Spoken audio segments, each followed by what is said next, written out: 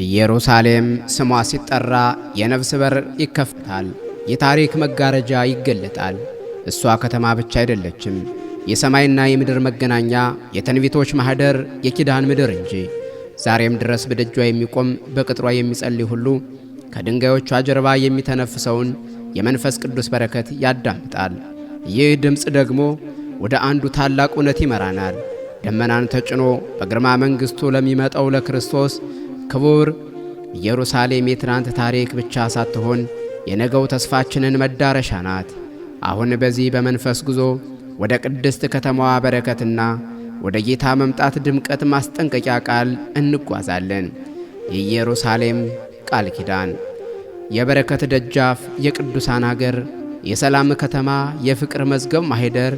በተራራሽ መሃል ጸጋሽ ይፈሳል፣ የአምላክ እግር ማረፊያ ስምሽ ይታደሳል።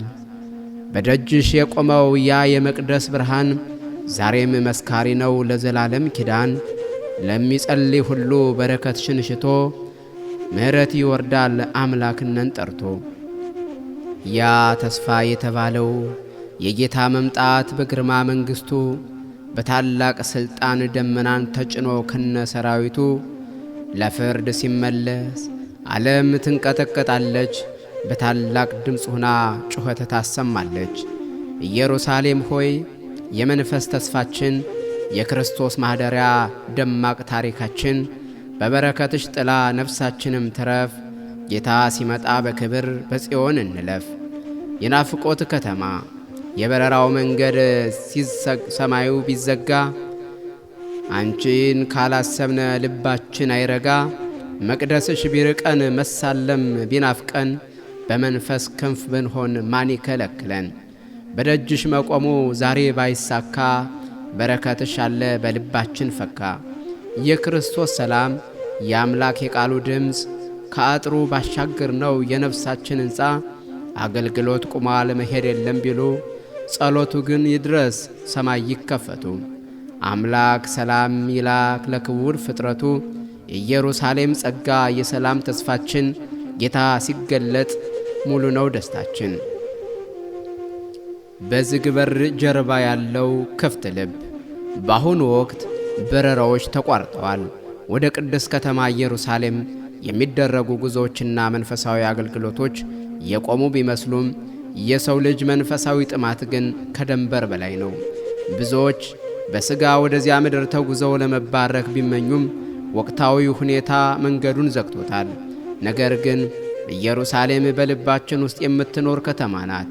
ሥጋዊ በረራ ቢቋረጥም የመንፈስ በረራ ግን አያቆምም።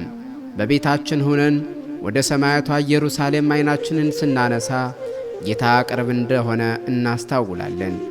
ይህ ወቅት እኛን የሚያስተምረን ነገር ቢኖር እውነተኛ በረከት በቦታ ብቻ ሳይሆን በአምላክና በሰው መካከል ባለው ቅን ግንኙነት ላይ የተመሰረተ መሆኑን ነው።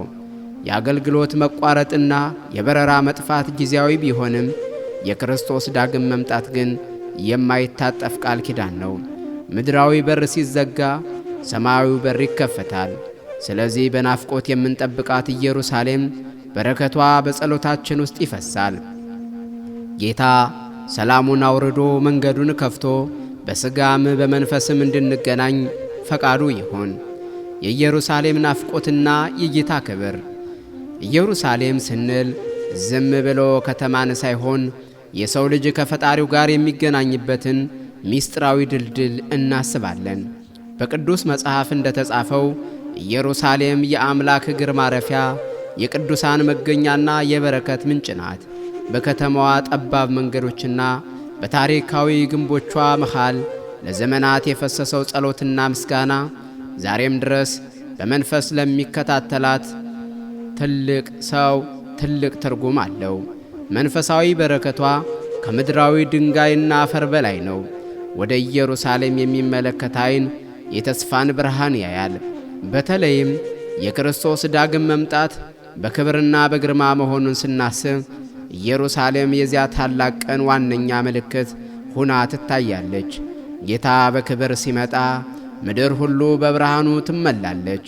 ቅዱሳንም በጽዮን ተራራ ላይ በአንድነት ይቆማሉ። ይህ ትረካ የሚያስታውሰን የእኛን የክርስቲያኖችን ጉዞ ወደዛች ሰማያዊት ኢየሩሳሌም መሆኑን ነው። በምድር ላይ ስንኖር በረከቷን እየተካፈል በልባችን ደግሞ የክርስቶስን መምጣት በናፍቆት እየጠበቅን በመንፈሳዊ ሕይወት እንድንበረታ ያሳስበናል። ጌታ ሲመጣ ኢየሩሳሌም የዘላለም ሰላም መገኛ ትሆናለች። ያን ጊዜ እንባ ይታበሳል፣ ሞትም ይሻራል፣ በረከቷም ለዘላለም ከቅዱሳኑ ጋር ይኖራል። እንግዲህ ኢየሩሳሌም የበረከት ከተማ፣ የክርስቶስ ዳግም መምጣት ደግሞ የነፍሳችን ብርሃን ነው። ዛሬ በዚህ ቆይታችንን ልባችንን ለመንፈሳዊ ተስፋና ለሰማያዊቷ ኢየሩሳሌም ናፍቆት እንዳዘጋጀን እናምናለን። ይህ ቤተ ቃና ቲዩብ ነው። መንፈሳዊ ትረካዎችን፣ ልብ የሚነኩ ግጥሞችና ሕይወት የሚቀይሩ መልእክቶችን ወደ እናንተ የምናደርስበት የኪነ ጥበብ መድረክ ነው። ይህ ቃልና በረከት ለሌሎችም እንዲደርስ ቪዲዮውን ላይክ በማድረግ ለወዳጆቻችሁ ሼር በማድረግና ለተጨማሪ መንፈሳዊ ዝግጅቶች ሳብስክራይብ በማድረግ አብራችሁን ሁኑ። እስከ ቀጣይ ዝግጅት ድረስ ኢየሩሳሌም በረከትና የጌታችን የኢየሱስ ክርስቶስ ሰላም ከሁላችሁ ጋር ይሁን። አሜን። ሻሎም